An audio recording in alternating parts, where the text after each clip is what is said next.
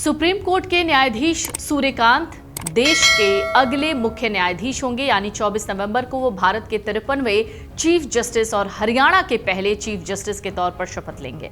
जब वो प्रधान न्यायाधीश के रूप में पदभार ग्रहण करेंगे तो उन्हें लगभग 90,000 पेंडिंग केसेस के निस्तारण की चुनौतीपूर्ण काम का सामना करना होगा। जस्टिस सूर्यकांत का जन्म हरियाणा के पेटवार गांव में हुआ था।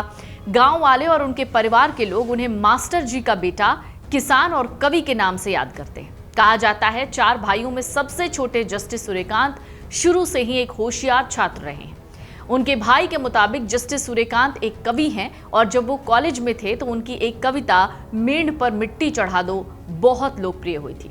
जस्टिस सूर्यकांत ने हिसार से स्नातक की पढ़ाई की और 1984 में महर्षि दयानंद विश्वविद्यालय रोहतक से कानून यानी LLB की डिग्री हासिल की।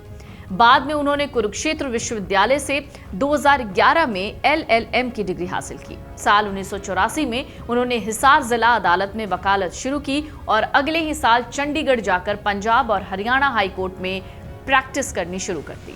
वो संवैधानिक, सिविल और सेवा कानून यानी सर्विस लॉ के एक्सपर्ट माने जाते हैं। लेकिन इस बीच चलिए आपको बताते हैं जस्टिस सूर्यकांत के कुछ अहम फैसले जिनको आपको जान लेना चाहिए। जस्टिस सूर्यकांत ने धारा 144, जनजातीय अल्पसंख्यक अधिनियम और अलीगढ़ मुस्लिम विश्वविद्यालय के अल्पसंख्यक दर्जे से जुड़े मामलों में बहुत बड़ी भूमिका निभाई।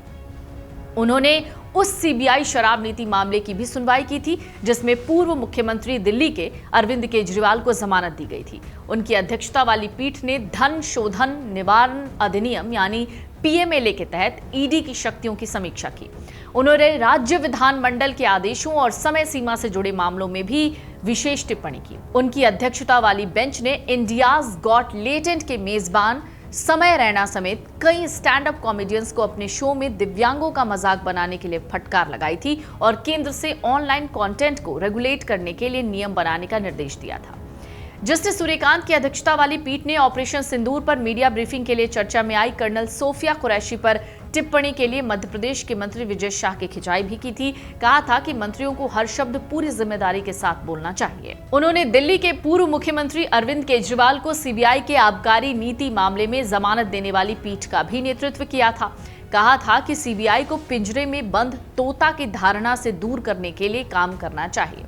जस्टिस सूर्यकांत उस बेंच में भी थे जिसने 2021 में इजरायली स्पाईवेयर पेगासस के जरिए लोगों की निगरानी मामले की जांच के लिए साइबर एक्सपर्ट्स की 3 सदस्यीय कमेटी नियुक्त की थी। कुछ और ऐतिहासिक फैसले हैं जिनका जिक्र बहुत जरूरी है, जिसमें अनुच्छेद 370 हटाने से जुड़ा हुआ मामला है। नागरिकता अधिनियम सेक्शन 6A पर निर्णय भी लिया गया उन्हीं के द्वारा। अलीगढ़ मुस्लिम यूनिवर्सिटी के अल्पसंख्यक दर्जे पर ऐतिहासिक असहमति वाला फैसला भी उनका था। दिल्ली के पूर्व CM अरविंद केजरीवाल को जमानत देने वाले आदेश में भी वो थे।